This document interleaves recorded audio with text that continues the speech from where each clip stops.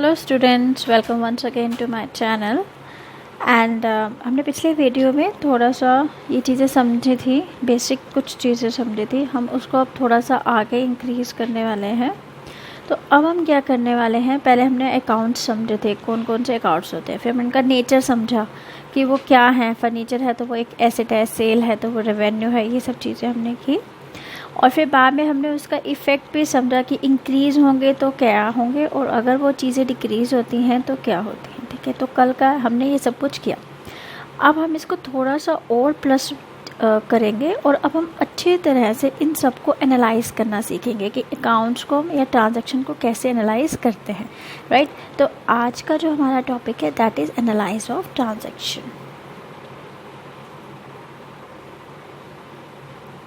Analysis of transaction. अब हम अच्छी तरह से इन ट्रांजैक्शन को क्या करेंगे, एनालाइज करेंगे। एक एक स्टेप सीखेंगे तो इजीली हम चीज़ों को कर पाएंगे। तो my next step is to analyse the transaction. Right, तो इसके लिए मैं क्या करूँगी, एक टेबल बनाऊँगी ताकि आप इजीली उसको अच्छी तरह से समझ पाएँ। माय टेबल से ट्रांजैक्शंस लिखूँगी। और फिर मैंने आपको जो कराया है कि कौन कौन से अकाउंट्स इन्वॉल्व हैं उसमें, ये चीज़ हम एक बार देखेंगे। फिर हम nature of account, you all know about the nature of account. Nature of account तो हमने कितना अच्छी तरह से किया, राइट। फिर हम नेचर ऑफ़ अकाउंट लिखेंगे इस टेबल में। फिर हम इफ़ेक्ट लिखेंगे कि उनको क्या इफ़ेक्ट पड़ा, और फिर हमें लिखेंगे क्या हम उनको डेबिट करें या फिर हम उनको क्रेडिट करें। तो एक तरह से हम पूरा एनालाइज करेंगे ट्रांजैक्शन का, राइट। तो ये मैंने एक टेबल आपके लिए बना दी। Transactions, accounts involved, nature, effect, debit and credit. तो हम ऐसा करते हैं, इसका एक क्वेश्चन ले लेते हैं और साथ साथ इसको समझते रहते हैं। तो I will take the question. My question number is that is from T S. Grewal and question number is, कल हमने 5th तक ख़त्म कर दिए थे क्वेश्चन, है ना। आई होप आपको समझ आ गए होंगे। नेक्स्ट क्वेश्चन मैं लेने वाली हूँ, दैट इज़ क्वेश्चन नंबर 6। ठीक है, अब मुझसे क्या बोलता है, from the following transaction state the nature of account and state which account will be debited and which account will be credited. तो which account will be debited and which account will be credited, ये चीज़ें तो हमें तब पता चलेंगे जब हम नेचर ऑफ अकाउंट और उसका इफेक्ट करेंगे। तो इसीलिए मैंने एक बहुत बड़ी सी टेबल बना ली जिससे हम इन चीज़ों को समझ पाए। अब देखिए, Manu started business with cash. आपने अकाउंटिंग इक्वेशन की थी, लेकिन इस टाइम आप अकाउंटिंग इक्वेशन को पूरी तरह से भूल जाएंगे, क्योंकि हमने ये सेकंड स्टार्ट किया, डबल एंट्री सिस्टम वाला जो हमारा प्रोसीजर चलेगा आगे, अकाउंट बनाना, जर्नल एंट्री करना। तो आप अकाउंटिंग इक्वेशन को दिमाग में नहीं रखेंगे इस टाइम, ठीक है। अब देखिए, Manu started business with cash, right. तो first transaction, Manu started business with cash. अब मैं क्या करूँगी, सारी ट्रांजेक्शन्स वहाँ पर लिखती भी रहूँगी ताकि इसको पढ़ने में टाइम वेस्ट ना हो, right. I will start my first transaction. My first transaction says Manu started business with cash, right. तो I have written here Manu started business with cash. अगर आप चाहें तो मेरे साथ साथ बना सकते हैं। जिन्होंने कल तक बहुत अच्छी तरह से कर लिया था तो वो ईजिली इसको स्टार्ट कर सकते हैं, ठीक है। अब देखो मुझे इसमें क्या देखना है। I have to find out first कि which accounts are involved in this transaction. Simple सी बात है, अगर हम देखें मनु ने बिज़नेस कैश के साथ किया। अकाउंटिंग इक्वेशन हमें सब पता है अकाउंटिंग इक्वेशन में क्या होता था, लेकिन हम अब अकाउंटिंग इक्वेशन वाला आप फॉर्मेट नहीं याद रखेंगे। फॉर्मेट अब हम चीज़ें चेंज करेंगे, ठीक है। बट लेकिन हमें ये पता है कि हम क्या करते थे, जब भी कोई बिज़नेस स्टार्ट करता था तो उससे 2 अकाउंट इफ़ेक्ट होते थे। एक कैश अकाउंट इफ़ेक्ट होता था और एक कैपिटल अकाउंट इफ़ेक्ट होता था। तो अब इसमें मुझे वो अकाउंट्स लिखने हैं जो कि क्या होते हैं, वो अकाउंट्स लिखने हैं जो कि क्या होते हैं, इफ़ेक्ट होते हैं। तो पहला अकाउंट जो इफ़ेक्ट हो रहा है वो क्या है, कैश अकाउंट, और दूसरा क्या है, capital account, that is cash account and capital account, right.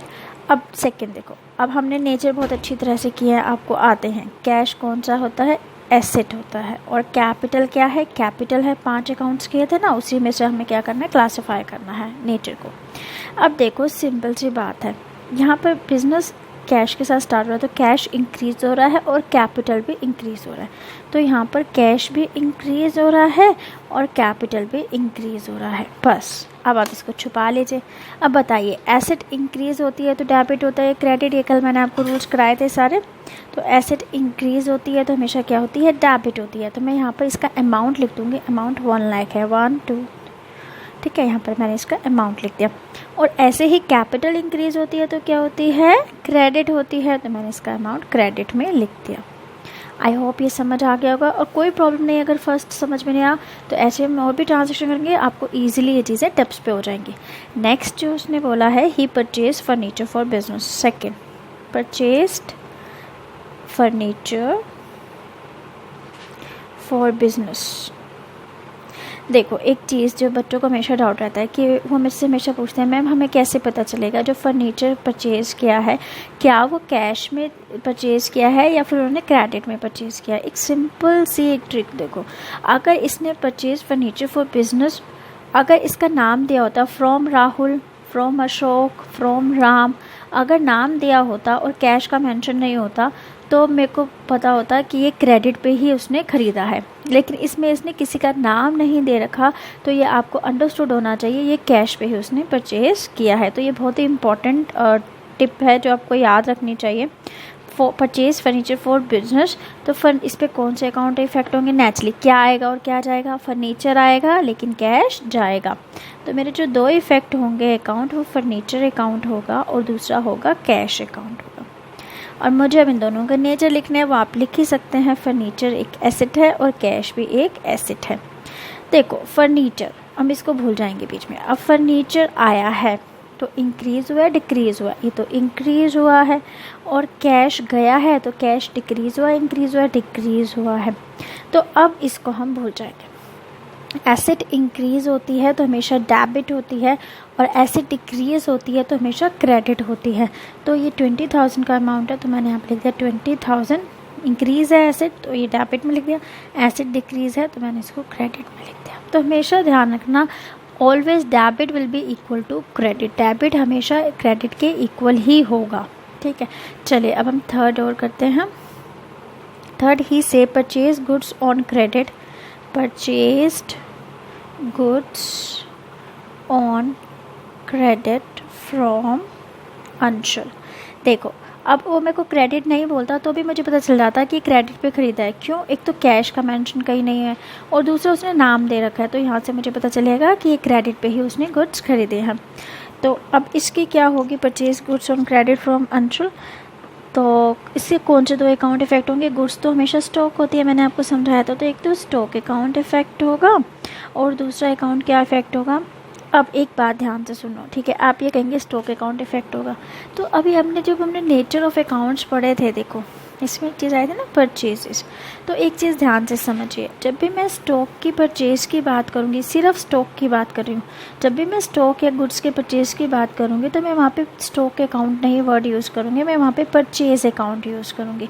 और अगर मैं स्टॉक को सेल करती हूँ या गुड्स को सेल करती हूँ तो वहाँ पर मैं एक वर्ड यूज़ करूँगी, सेल वर्ड यूज़ करूँगी, स्टॉक अकाउंट वर्ड यूज़ नहीं होगा। और इसी के साथ ही यदि अगर मैं परचेज़ जो मैंने सामान किया है उसको रिटर्न करती हूँ, अगर परचेज़ गुड्स रिटर्न होती हैं तो फिर मैं उसको लिखूँगी परचेज़ रिटर्न। और अगर आपने सेल की हैं गुड्स और उसने क्या किया, आपको रिटर्न कर दिया, तो आप नेचुरली लिखेंगे सेल्स रिटर्न। तो अब मैं आपको ये बता रही हूँ कि जब भी स्टॉक का कुछ आएगा, ट्रांजैक्शन आएगा, तो हम स्टॉक वर्ड ना यूज़ करके हम परचेज, सेल, परचेज रिटर्न या सेल रिटर्न अकॉर्डिंगली यूज़ करेंगे, ठीक है। अब उसने क्या किया, परचेज़ किया है तो मैं यहाँ पर परचेज़ यूज़ करूँगी, स्टॉक अकाउंट यूज़ नहीं करूँगी, ठीक है। तो यहाँ पे स्टॉक अकाउंट ना यूज़ करके मैं क्या करूँगी, परचेज़ अकाउंट। ये बहुत इंपॉर्टेंट है, दिमाग में रखना, ठीक है। अब क्या होगा, परचेज अकाउंट। अब क्रेडिट पे खरीदा है अंशुल से, तो दूसरे अकाउंट कौन सा इफेक्ट होने वाला है, अंशुल का। अब देखो परचेज क्या है, एक्सपेंसेस है, ये चीज़ हमने किया था ना। और अंशुल क्योंकि हमने क्रेडिट पे खरीदा है तो ये हमारा क्या है, क्रेडिटर है, ठीक है। एक्सपेंसेस क्या हो रहे हैं, बढ़ रहे हैं, इंक्रीज़ हो रहे हैं, और क्रेडिटर भी क्या हो रहे हैं, इंक्रीज़ हो रहे हैं। तो परचेज एक्सपेंस इंक्रीज़ होता है तो हमेशा डेबिट होता है, और जब आपकी लायबिलिटी इंक्रीज़ होती है तो हमेशा क्या होती है, क्रेडिट है। ये वही रूल्स हैं जो मैंने आपको पिछले वीडियो में समझाए थे कि कौन सी चीज़ कब इंक्रीज़ और डेबिट होती है, कब क्रेडिट होती है। तो वही रूल्स को मैं यहाँ पर आपके लिए अप्लाई कर रही हूँ, ठीक है। तो एक्सपेंसेस इंक्रीज़ होते हैं तो डेबिट होते हैं। इसका अमाउंट देख लेंगे 6000, तो मैंने डेबिट में 6000 लिख दिया और यहाँ पर क्रेडिट में 6000 लिख दिया, ठीक है ना, क्योंकि क्रेडिटर लायबिलिटी इंक्रीज़ होगी तो वो हमेशा क्या होगी, क्रेडिट होगी। Then come to fourth says paid to his creditor Anshul 2000 rupees, paid to Anshul 2000 rupees. Anshul क्या था, हमारा क्रेडिटर था।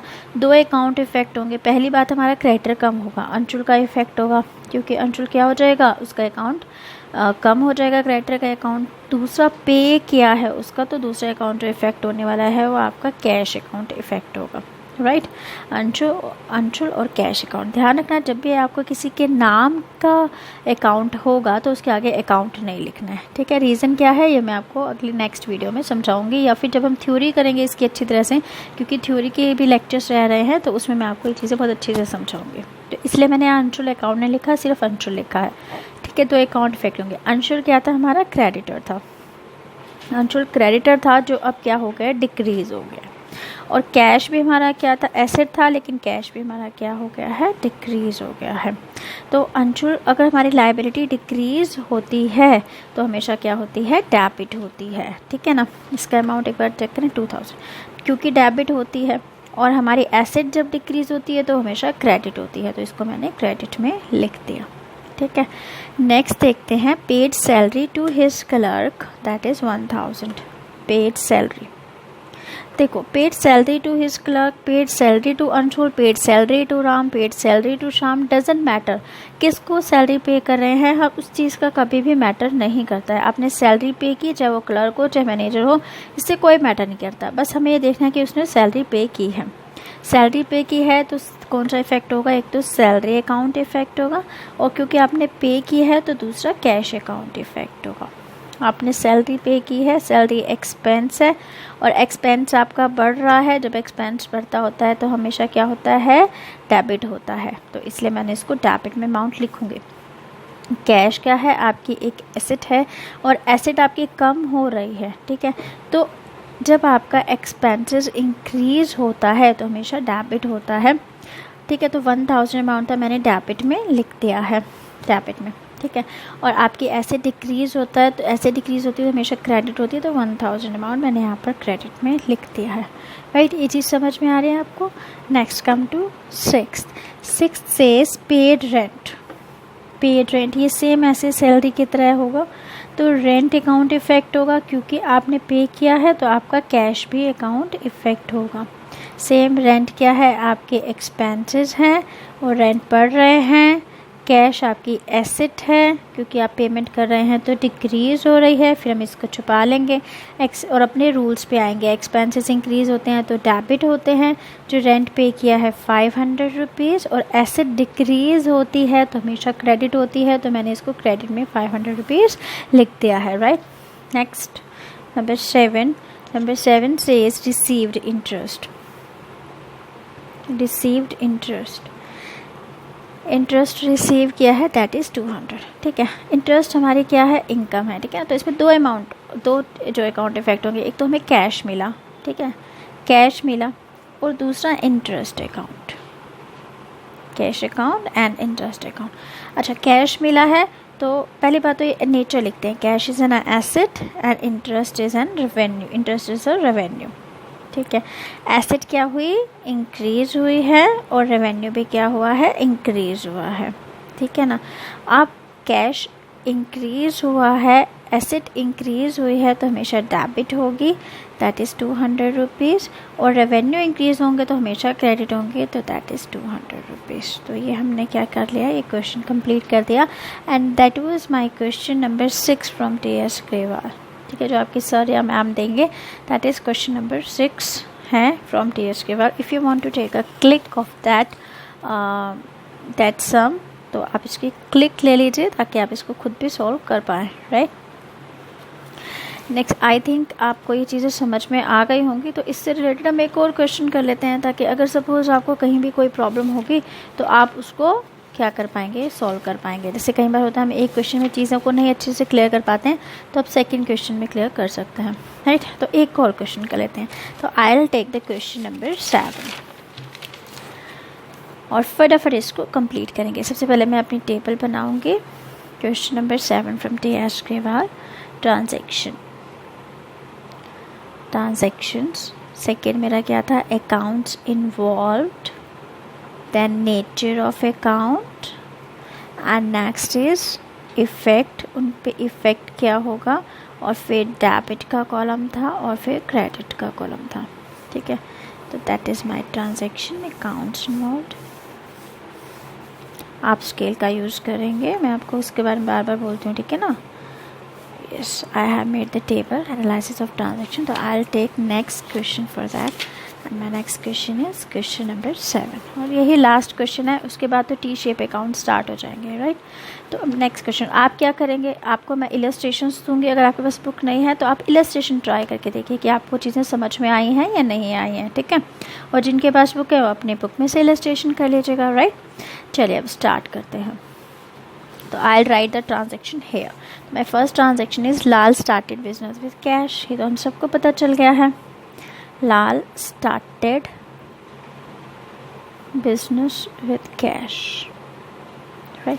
तो हाँ, कौन से दो इफेक्ट होंगे, एक तो कैश अकाउंट, ये हम कर चुके हैं, और कैपिटल अकाउंट इफेक्ट होंगे। कैश क्या, कैश कौन सा अकाउंट है हमारा, that is my asset account, और ये कैपिटल अकाउंट है। कैश क्या हुआ, इंक्रीज हुआ, कैपिटल भी इंक्रीज हुई। और जब कैश इंक्रीज होता है तो डेबिट होता है, कैपिटल इंक्रीज होती है तो क्रेडिट होती है। तो अमाउंट है 3 लाख रुपीज़, और मैंने यहाँ पर क्या लिखते हैं, अमाउंट लिख दिया। नेक्स्ट देखेंगे, my second transaction says that purchase furniture for cash from Shivani and brothers, जो भी है परचेज फर्नीचर। अब देखो उसने मुझे नाम भी दे रखा है, फ्रॉम शिवानी ब्रदर्स एंड जो भी लिख रखा है इसने, from Shivani furniture house, but लेकिन जब उसने मुझे कैश वर्ड दे दिया तो मुझे उस नाम का क्या लेना देना, ठीक है। नाम का तब लेना देना होता है जब क्रेडिट पे हम परचेज करते हैं, ठीक है। तो मेरे जो दो अकाउंट इफेक्ट होने वाले हैं, दैट इज़ फर्नीचर अकाउंट, और दूसरा जो मेरे को इफेक्ट होने वाले कैश, क्योंकि फर्नीचर आएगा और कैश चला जाएगा। दोनों ही मेरे एसेट अकाउंट हैं, फर्नीचर भी और कैश भी। और फर्नीचर इंक्रीज़ हो रहा है और ये डिक्रीज़ हो रहा है। तो एसेट इंक्रीज़ होता है तो डेबिट होती है 75,000, और अगर मान लो ये डिक्रीज़ हो रही है एसेट तो वो क्रेडिट होती है तो 75,000, ठीक है। Next third says purchase goods for cash, that is 55,000। तो यहाँ पर हमने परचेज की गुड्स। ध्यान रखना, मैंने आपको बताया था जब भी हम परचेज़ करेंगे या सेल करेंगे गुड्स को तो हम इसको नाम देंगे परचेज़ को परचेज़ और सेल को सेल, ठीक है। तो इस परचेज गुड्स फॉर कैश, तो यहाँ पे मैं कौन से दो अकाउंट इफेक्ट होने वाले हैं, दैट इज, देखो मैंने आपको बताया था गुड्स के लिए परचेज, तो परचेज अकाउंट एंड कैश है, क्योंकि स्टॉक आया और कैश चला गया। परचेज इज एन एक्सपेंस, ये एक एक्सपेंस है, और कैश क्या है, एसेट है, ठीक है। ये तो हमें अच्छी तरह से आता है लेटर। और एक्सपेंस जो परचेज इंक्रीज हो रहा है और कैश क्या हो रहा है, डिक्रीज हो रहा है। तो एक्सपेंस जब इंक्रीज होता है तो हमेशा डेबिट होता है, और एसेट जब डिक्रीज होती है तो हमेशा क्रेडिट होती है। तो इसका जो अमाउंट था दैट इज 55,000। तो 55,000 I have written debit and then in credit, right? Each पे credit. Next हम करेंगे number 4. Fourth transaction says that sold goods for cash to Pal. अब देखेंगे sold goods for cash, ठीक है, to Pal। उसने नाम भी दे रखा है टू पाल, लेकिन अभी मुझे नाम मैटर नहीं करेगा क्योंकि उसने मुझे कैश वर्ड दे दिया, तो नाम का कोई मतलब ही नहीं, इसका मतलब क्रेडिट पे तो हुई नहीं ट्रांजैक्शन। तो कौन से दो अकाउंट इफेक्ट होंगे, सबसे पहले इफेक्ट होगा कैश, क्योंकि जब मैंने सेल किया तो मेरे पास कैश आया, कैश अकाउंट। और दूसरा कौन सा अकाउंट होगा, सेल अकाउंट होगा। Cash is an asset and sale is an revenue account, ठीक है। तो एसेट क्या हो रहा है, इंक्रीज हो रहा है, और जो हमारी रेवेन्यू है वो भी इंक्रीज हो रही है क्योंकि सेल भी तो हमने की है ना। तो देन एसेट इंक्रीज हो रही है तो हमेशा डेबिट होती है, तो मैं डेबिट में इसका अमाउंट लिख दूँगी, दैट इज़ 35,000। और रेवेन्यू जब इंक्रीज होता है तो हमेशा क्रेडिट होता है, तो मैं यहाँ पर अमाउंट लिख दूँगी, that is 35,000। Next transaction will be number 5, sold goods to Om on credit. उसने मुझे सोल्ड गुड्स टू ओम लिख दिया, ठीक है। अब देखो इसमें to Om is a person name, Om को हमने सेल किया, तो नेचुरली इसमें का पता चल गया कि कैश में सेल नहीं किया, क्योंकि उसने उस पर्सन का नाम दे रखा है। तो दो अकाउंट जो इफेक्ट होने वाले हैं, ओम का अकाउंट होगा, ओम पर्सनल अकाउंट है, किसी पर्सन का नाम है, तो मैं अकाउंट नहीं लिखूंगी इसमें, ठीक है। ओम का अकाउंट इफेक्ट होगा, और दूसरा अकाउंट कौन सा अकाउंट इफेक्ट होने वाला है, that is sale account, right. Om को सेल किया है हमने, तो ओम अकाउंट, आपको मैं एक शॉर्ट ट्रिक बताती हूँ, ठीक है। अभी मुझे याद आया, जब मैं स्टूडेंट्स को कराती हूँ कई बार, कई चीज़ें हैं जो आप नोट कर लेंगे तो बहुत नोट्स में बनाइए, ठीक है। ऑलवेज, ठीक है, परचेज हमेशा क्या होता है, परचेज ऑलवेज डेबिटेड, परचेज हमेशा ही डेबिट होता है। आपको इसको ये 2-4 चीज़ें याद रख लेंगे तो फिर आपकी चीज़ें बहुत इजीली हो जाएंगी, ठीक है। हमेशा ध्यान रखो, परचेज हमेशा डेबिट होता है। अब देखो जितने भी ट्रांजैक्शन मैंने परचेज की हैं, परचेज हमेशा क्या हुआ है, डेबिट, अगर जितने भी होते, और सेल हमेशा क्या होता है, क्रेडिट, सेल, ठीक है। तो एक ये जो ट्रिक्स हैं, ठीक है, अगर आप इसको दिमाग में रखेंगे तो बहुत जल्दी आप क्वेश्चन को कवर कर पाएंगे, क्योंकि आगे जर्नल एंट्री करने वाले हैं हम, तो उसमें ये चीज़ें बहुत हेल्पफुल होंगी। दूसरी ट्रिक मैंने आपको बताई कि सेल जो होगा वो हमेशा क्रेडिट होता है। 99% केसेस में सेल क्रेडिट होता है। जब हम जर्नल एंट्री में एडजस्टमेंट करेंगे तो वहाँ हम कुछ सीख सकते हैं, बट परचेज हमेशा डेबिट होता है और सेल हमेशा क्रेडिट होता है। और ऐसे ही जब परचेज रिटर्न हो, परचेज रिटर्न, जब परचेज की हुई चीज़ें हम वापस भेज देते हैं तो परचेज रिटर्न कहते हैं उसको। अगर परचेज डेबिट है तो परचेज रिटर्न हमेशा क्रेडिट होगा। जिन लोगों की क्रैमिंग पावर अच्छी है वो इसको अगर रट पे ले तो भी उनको याद रहे, उनको आगे बहुत हेल्पफुल होगा। ऐसे सेल्स अगर क्रेडिट हो रहा है तो सेल्स रिटर्न हमेशा क्या होता है, डेबिट, ऑलवेज डेबिट होता है। एक्सेप्शंस हैं एक दो, वो एक अलग बात है, लेकिन ये हमेशा ही क्रेडिट डेबिट होगा, ठीक है। नेक्स्ट एक बात हमेशा ध्यान रखो, ये तो आपका था सेकंड। थर्ड मैं आपको बता रही हूँ, जैसे कैश आता है आपके पास तो हमेशा वो डेबिट होगा। जब आप कैश रिसीव कर रहे हो किसी ट्रांजैक्शन तो कैश ऑलवेज डेबिटेड, और जब वो कैश क्या हो रहा है, जा रहा है, अगर आप कैश रिसीव कर रहे हैं किसी भी ट्रांजैक्शन तो वो हमेशा डेबिट ही होगा। इसको आपको सोचने की भी ज़रूरत नहीं है। और जब भी आपका कैश जाएगा तो हमेशा क्या होगा, क्योंकि यही ट्रांजैक्शंस हैं हम जो बार बार करने वाले हैं और करते हैं, तो कैश अकाउंट, अगर जब कैश की कोई पेमेंट होगी तो आप बिना सोचे उसको क्या कर दीजिए, क्रेडिट कर दीजिए। अब नंबर 4, कोई भी एसेट अगर मिलती है तो डेबिट होती है। जैसे फर्नीचर, बिल्डिंग, आपने कुछ खरीदा है, अगर आप कोई भी एसेट परचेज कर रहे हैं, कोई भी एसेट आप परचेज करते हैं तो उस एसेट को डेबिट होगा, ऑलवेज डेबिट होगा। और कोई भी एसेट अगर आप सेल कर रहे हैं वो हमेशा क्या होगी, क्रेडिट होगी। और दूसरी एक लास्ट सेकंड आप याद रखेंगे, एक्सपेंसेस हमेशा क्या होते हैं, डेबिट ही होते हैं, क्योंकि इनका डेबिट बैलेंस होता है हमेशा। तो अगर रेंट पेड, सैलरी पेड, तो ये सारे क्या होंगे, अगर ये पेड है तो हमेशा ये जो रेंट है, सैलरी है, ये हमेशा डेबिट होंगे, ठीक है। और अगर आप किसी भी तरह का रेवेन्यू है वो हमेशा क्रेडिट होगा। जैसे सेल हमेशा क्रेडिट होता है ना, आप रेंट रिसीव करते हैं, सैलरी तो खैर नहीं, कमीशन रिसीव करते हैं, अगर आप इनको रिसीव कर रहे हैं ऑलवेज ये क्रेडिट होंगे, सोचने की भी ज़रूरत नहीं है। तो यही ट्रांजैक्शंस हैं जो हम बार बार करते जा रहे हैं, तो अगर हम जर्नल एंट्री पे आके करेंगे तो मैं आपको फिर से ये चीज़ें दोबारा रिमाइंड कराऊंगी। तो इससे हम क्या करते हैं, चीज़ों को बहुत अच्छी तरह से अगर दिमाग में रख लें तो हमें बार बार चीज़ें करने की जरूरत नहीं है, कौन सा अकाउंट इफेक्ट हुआ, कैसा नेचर था, नहीं, क्योंकि हमें ये चीज़ें क्या हैं, दिमाग में रटी हुई है। परचेज हमेशा डेबिट ही करना है, सेल हमेशा क्रेडिट ही करना है, कैश रिसीव हो रहा है तो डेबिट करेंगे, एक्सपेंसेस होगा तो हमेशा डेबिट, और रेवेन्यू होगा तो हमेशा क्रेडिट। अब देखो यहाँ से मैं पता लगा सकती हूँ, देखो फर्नीचर आ रहा है, कोई भी एसेट आती है तो डेबिट होगी, तो मैंने यहीं से पता चला दिया फर्नीचर क्या हो गया, डेबिट हो गया, ठीक है। तो ऐसे परचेज हमेशा क्या होगा, डेबिट होगा, सेल हमेशा क्या होगा, क्रेडिट होगा, ठीक है, सेल हमेशा क्या होगा, क्रेडिट होगा, भी क्रेडिट होगा। मतलब मुझे बीच वाली जो चीज़ें होंगी वो सारी क्या हो जाएंगी, मिस हो जाएंगी। मैं एकदम बता दूंगी, मुझे ये चीज़ें करने की, दिमाग में रखने की जरूरत नहीं है, तो मैं सीधा बताऊंगी, सेल को हमेशा क्रेडिट अमाउंट में आप लिख दीजिए, कि चीज़ें तो मुझे पता है। कैपिटल हमेशा क्रेडिट होता है, हमेशा, ऑलवेज, ठीक है, एक दो एक्सेप्शंस को छोड़कर, ठीक है। तो ये चीज़ें, अब देखो यहाँ पर कैश गया, क्रेडिट हुआ, कैश गया क्रेडिट हुआ, कैश आया डेबिट हुआ। तो ये मैंने आपको बताया ना, कैश आया तो डेबिट, बिना सोचे समझे आप उसको डेबिट कीजिए, कैश जाएगा तो क्रेडिट करेंगे। तो ये कुछ ऐसी ट्रिक्स होती हैं जो अगर हम इन चीज़ों को लर्न कर लें तो आगे हमें बहुत ईजी होगी जब हम जर्नल एंट्रीज के बाद टी शेप अकाउंट के बाद सीधा जर्नल एंट्री स्टार्ट करेंगे। ठीक है, और यहाँ पर भी हमें ये ईजी हमारे सम को ईजी कर देगा। ठीक है, आप देखो सोल्ड गुड्स टू पर अभी हम इसी को करते हैं क्योंकि ये क्वेश्चन आपको ऐसे ही करना है, एज इट इज़ करना है। जब भी आपको ऐसा होमवर्क मिलेगा ये क्वेश्चन तो आपको एज इट इज़ इसको बनाना, दैट्स वाई हम इसको ऐसे ही लेके चलेंगे। ठीक है sorry, sold goods to Om credit पे बेची है तो ये हमारा क्या है, डेटर है। तो ओम इज़ अ डेटर, और डेटर क्या होता है, सॉरी मुझे डेटर यहाँ पे नहीं लिखना चाहिए, डेटर क्या होता है, हमारी एसेट होती है। तो ओम क्या है, हमारी एसेट है। और सेल तो हमेशा क्या होता है, क्रेडिट पर, लेकिन इसको हम पूरी तरह से करेंगे, सेल हमारा क्या है, रेवेन्यू।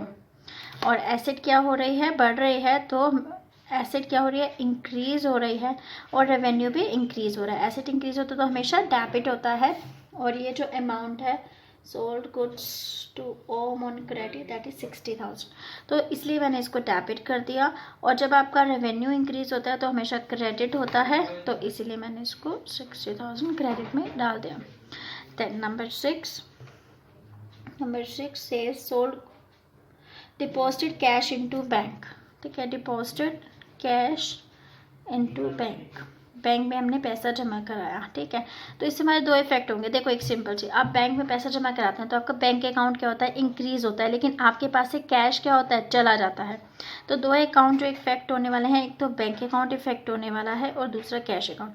अगर सपोज मैं आपको कहूँ सीधा ही बताइए तो सीधा आप कहेंगे ना कैश जा रहा है तो ये तो क्रेडिट ही होगा मैम।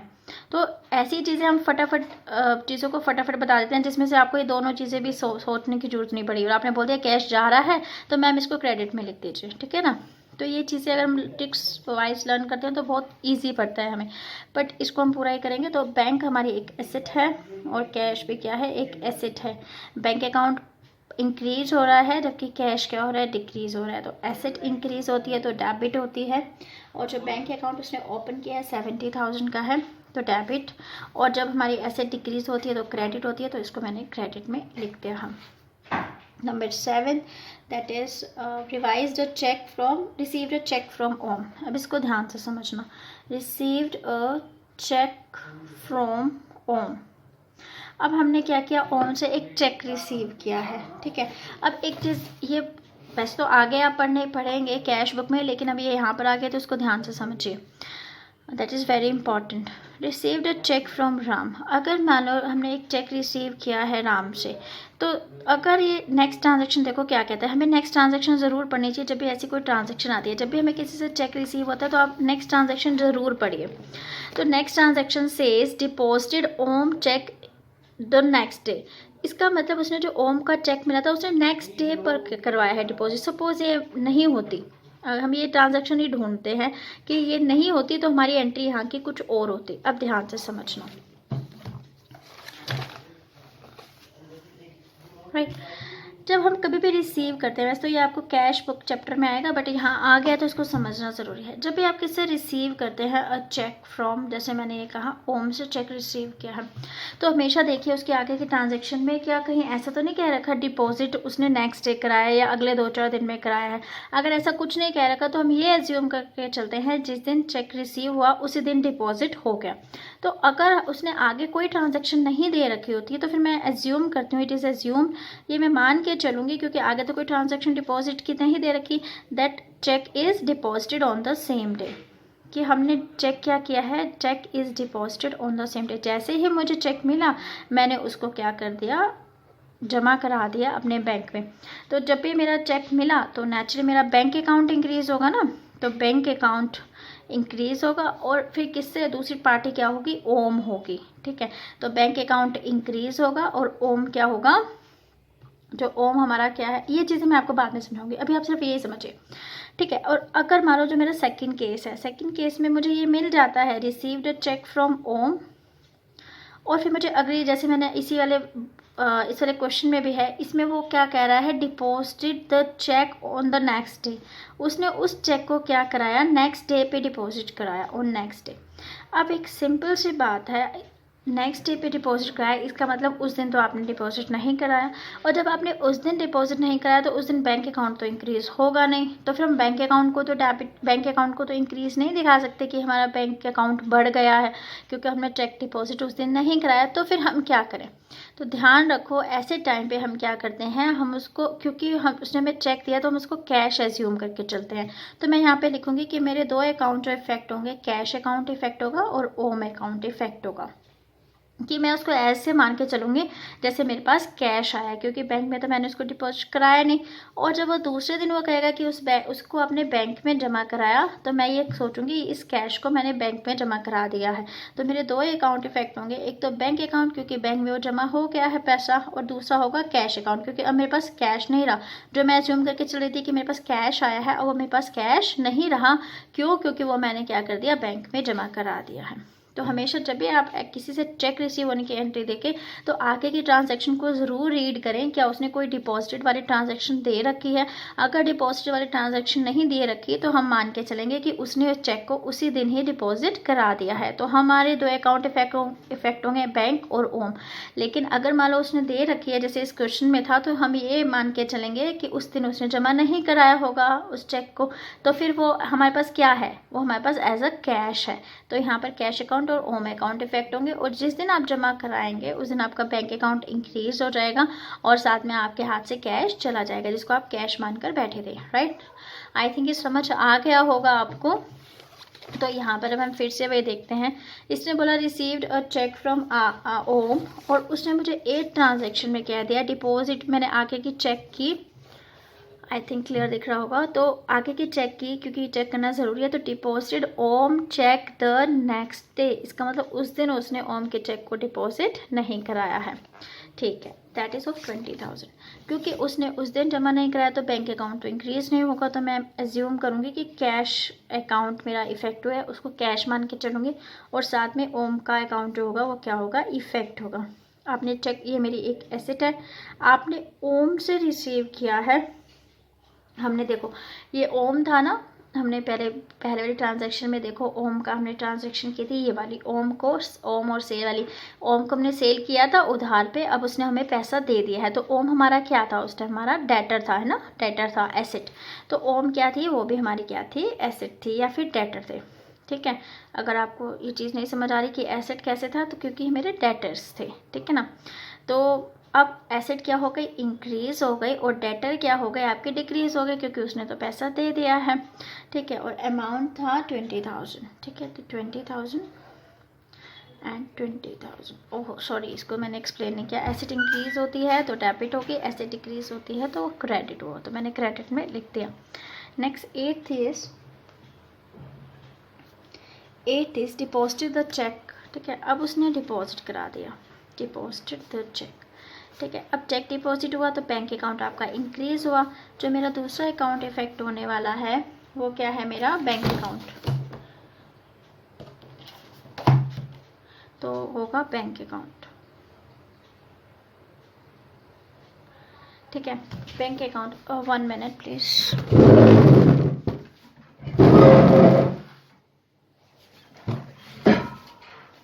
तो माय सेकेंड अकाउंट जो इफेक्ट होने वाला है दैट इज़ बैंक अकाउंट।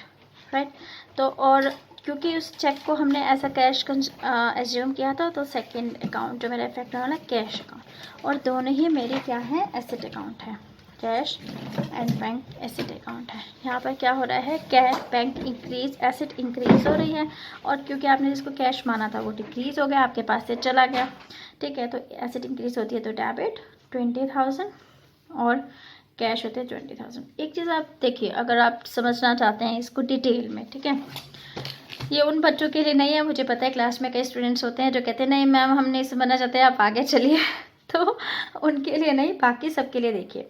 यहाँ पर इन्हीं 2 ट्रांजैक्शन में देखिए, वैसे मैंने ये ट्रांजैक्शन की थी ना, बैंक अकाउंट डेबिट हुआ, तो एक्चुअली में ये वही ट्रांजैक्शन बन जाएगी। देखो कैश अकाउंट एक बार डेबिट हो गया और कैश अकाउंट एक बार क्रेडिट हो गया, तो डेबिट से क्रेडिट कट जाएगा।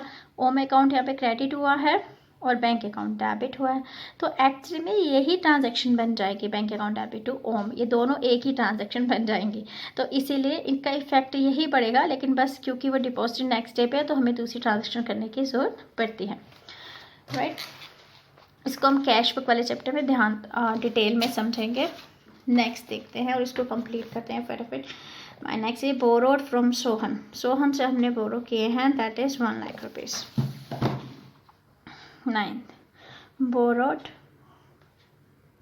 From Sohan 1 lakh rupees. अब देखो इसमें क्या हो सकता है, इसमें ये हो सकता है कि जो अकाउंट, क्योंकि हमने बोरो किया है तो नेचुरली आपने कैश ही बोरो किया होगा उससे, ठीक है। तो कैश एक तो एक इफेक्ट होगा जो कैश अकाउंट, ठीक है। दूसरा मैं सोहन अकाउंट भी लिख सकती हूँ, आप लोन अकाउंट भी लिख सकते हैं क्योंकि आपने उसे उधार लिया है, तो मैं सोहन भी लिख सकती हूँ। और अगर आप चाहें तो यहाँ पे मैं लोन अकाउंट भी लिख देती हूँ क्योंकि हमने उससे लोन लिया है, जो कि क्या है वो मेरी एक लायबिलिटी है।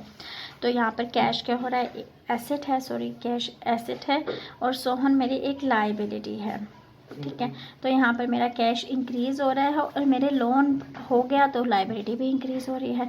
तो कैश इंक्रीज़ होता है तो हमेशा डेबिट होता है, तो 1 लाख रुपये मैंने डेबिट में लिख दिया। और लायबिलिटी इंक्रीज़ हो रही है तो वो मेरी क्या होती है, हमेशा क्रेडिट होती है, तो मैंने यहाँ लिख दिया। Next come to 10th। My 10th transaction says purchase furniture from Haryana Safe, that is 50,000। अब देखो purchase furniture from Haryana Safe, I think Safe is written, Haryana safe ही है, ठीक है। अब देखो, अब सबसे पहले जो बच्चा मिस्टेक करने वाला है वो परचेज अकाउंट को कर देगा। यहाँ पे परचेज अकाउंट इफेक्ट है, नो बेटा, परचेज सिर्फ उसी में आएगा जब आप क्या कर रहे हैं, गुड्स को परचेज कर रहे हैं, राइट। तो ये चीज़ ध्यान रखना, जो और मोस्ट ऑफ द टाइम जब मैं कॉपीज चेक करती हूँ तो यही प्रॉब्लम आती है बच्चों में, वो सीधा परचेज अकाउंट को इफेक्ट मान लेते हैं। परचेज सिर्फ गुड्स के मामले में ही आता है, परचेज सेल, परचेज रिटर्न और सेल रिटर्न गुड्स या स्टॉक के मामले में ही यूज़ होता है ये टर्म, ठीक है। यहाँ पे हम फर्नीचर खरीद रहे हैं, दूसरा उसने नाम दे रखा है तो इसका मतलब क्रेडिट पे ही खरीदा होगा, तो फर्नीचर अकाउंट इफेक्ट होगा और साथ में हरियाणा सेफ का जो अकाउंट इफेक्ट होगा। फर्नीचर इज़ एन एसेट और क्योंकि हमने उधार पे ख़रीदा है तो ये हमारा क्रेडिटर है और क्रेडिटर हमारी क्या होती है, लायबिलिटी। ये भी इंक्रीज़ हो गई और हमारी लायबिलिटी भी इंक्रीज़ हो गई। और जब एसेट इंक्रीज़ होती है तो डेबिट होती है, लायबिलिटी इंक्रीज़ होती है तो क्रेडिट होती है और वो अमाउंट है 50,000। तो यहाँ पे मैंने 50,000 लिख दिया, राइट। ऐसे करके हम सारा कर सकते हैं। अगर आपको ये सब आ गया है तो आप अपने आप ट्राई कीजिए, ठीक है। मैं इसको यहाँ पर क्या करा देती हूँ, बट इसके 3-4 रह गए तो कर ही लेते हैं, ठीक है, ख़त्म करते हैं इसको भी। Then 11th, that is paid interest on loan. हमने क्या किया, पेड, हमने क्या किया, इंटरेस्ट ऑन लोन में हमारे 2 अकाउंट इफेक्ट होंगे, एक इंटरेस्ट अकाउंट इफेक्ट होगा और क्योंकि जब आप इंटरेस्ट पे कर रहे हैं तो नेचुरली कैश में पे कर रहे होंगे, ठीक है। तो एक तो मेरा इंटरेस्ट अकाउंट इफेक्ट होगा, इंटरेस्ट अकाउंट इफेक्ट होगा और दूसरा मेरा कैश अकाउंट इफेक्ट होगा। अब देखो इंटरेस्ट आप पेमेंट कर रहे हैं तो ये क्या है, आपकी एक्सपेंस हो गया, ठीक है। Interest paid, commission paid, salary paid, wages paid, ठीक है। तो ये सारे एक्सपेंसेस होते हैं। और कैश क्या है, हमारा एसेट है। इंटरेस्ट एक्सपेंस क्या हो रहा है, इंक्रीज़ हो रहा है, तो यहाँ इंक्रीज़। और एसेट क्या हो रही है, डिक्रीज़ हो रही है, कैश हम पेमेंट कर रहे हैं। और ये कितना है, that is paid interest on loan 10,000। तो एक्सपेंस इंक्रीज़ होता है तो डेबिट होता है और ये एसेट डिक्रीज़ होती तो क्रेडिट होती, तो 10,000 हमने इस पर कर दिया। नेक्स्ट हम इसको फटाफट फिनिश करते हैं। 12th is paid rent by cheque. ध्यान से करना, ये पेड रेंट बाय चेक, ये न्यू सा है, पेड रेंट बाय चेक, क्योंकि रेंट पेमेंट किया है, लेकिन ध्यान रखना किससे पेमेंट किया है, आपने चेक से पेमेंट किया है। तो यहाँ पे जो अकाउंट इफेक्ट होगा तो रेंट अकाउंट इफेक्ट होगा क्योंकि आपने पे किया, जैसे इंटरेस्ट अकाउंट होता है रेंट अकाउंट। और दूसरा, लेकिन यहाँ पर कैश अकाउंट इफेक्ट नहीं होगा क्योंकि आपने चेक से पेमेंट किया, तो आप यहाँ पे बैंक अकाउंट लिखिए क्योंकि आपके बैंक से पैसा जाएगा ना। तो बात वही रहेगी, रेंट आपका एक्सपेंस है, सेम इंक्रीज़ होगा तो डेबिट होगा, बैंक अकाउंट आपकी एसेट है, डिक्रीज़ होगी तो क्रेडिट होगी। और जो आपने रेंट पे किया है तो वो आपने कितना किया है, 4,000, ठीक है। Next is my 13th transaction is paid salary to staff. Paid salary to staff, मैंने आपको कहा था कोई मैटर नहीं करता, स्टाफ को पेमेंट करें, क्लर्क को, मैनेजर, डजंट मैटर।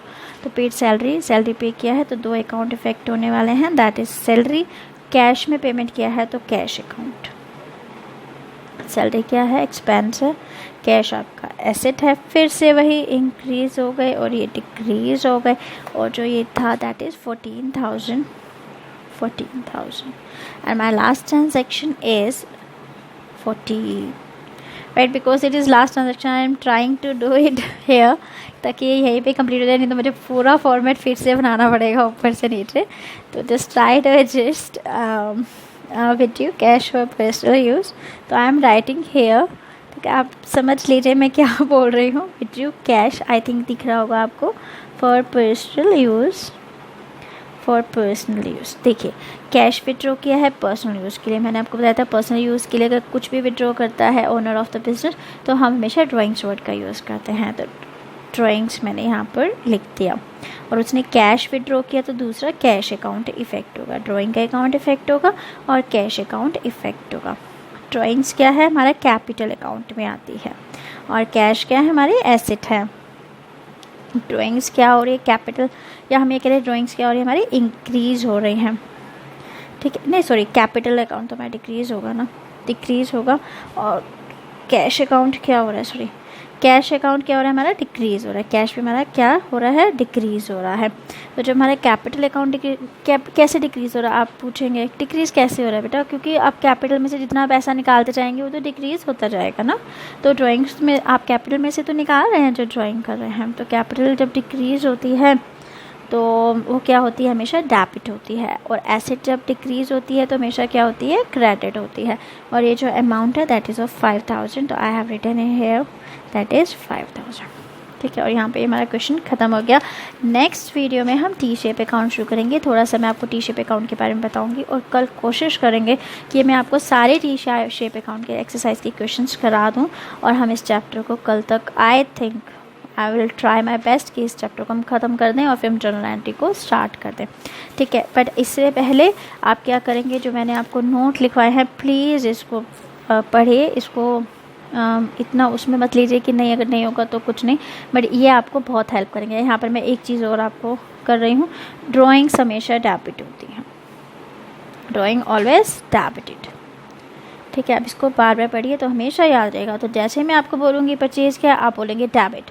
और तो देखिए परचेज़ डेबिट है तो जो नेक्स्ट अकाउंट होगा वो तो क्रेडिट होगा ही. तो हम इजीली चीज़ों को बहुत अच्छी तरह से सॉल्व कर सकते हैं. बस अभी शॉर्ट ट्रिक्स को क्या कीजिए लर्न कर लीजिए. ठीक है ना.